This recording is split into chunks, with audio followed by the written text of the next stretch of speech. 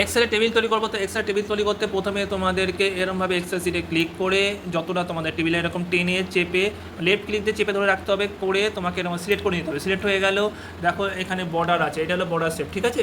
এই যে এখানে ক্লিক করবে, দেখো এখানে দেওয়া আছে তোমাকে অল বর্ডারে ক্লিক করো। অল বর্ডারে ক্লিক করলে দেখো এখানে তোমার একটা বর্ডার তৈরি হয়ে গেল। বর্ডার তৈরি করে প্রত্যেকটা একটা সেল তৈরি হয়ে গেলো, ঠিক আছে।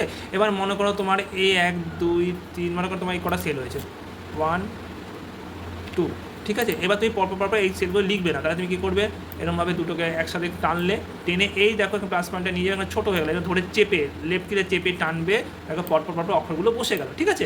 বুঝতে পারলে আমি কী করলাম, এখানে তোমাকে দুটো সিলেক্ট করলাম, এইখানের প্লাস পয়েন্টটা ধরলাম, ছোটো হয়ে গেল, চেপে ধরে রাখবে, চেপে ধরে টানবে, তো এখানে অক্ষরগুলো বসে যাবে পরপর।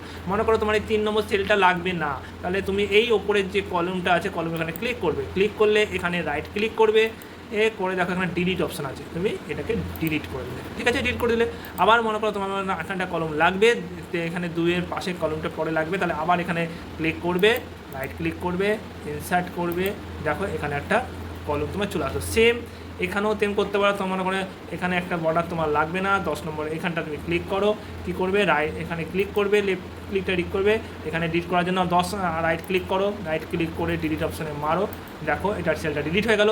ও আরেকটা সেল যদি আবার যদি আনতে যাও, তাহলে এখানে তুমি মনে করো 9 নম্বরের নিচে আনবে, তো 9 নম্বরে এরকম ক্লিক করো, দেখো ক্লিক হয়েছে জায়গাটায়, এখানে রাইট ক্লিক করো, ইনসার্ট করো, দেখো একটা সেল চলে আসলো। তো এইভাবে তুমি টেবিলের সেল বাড়াতে পারো, কমাতে পারো, এবার টেবিল তৈরি করতে পারো, বর্ডারে গিয়ে টেবিল তৈরি করবে, ঠিক আছে। আবার পরের ভিডিও তোমাদের ভালো করে দেখাবো, শর্ট ভিডিও তোমার ছোটো করে দেখালাম। ভালো থাকবে, যদি ভিডিওটা ভালো লাগে লাইক করবে, কমেন্ট করবে, আর অবশ্যই প্লিজ সাবস্ক্রাইব করবে।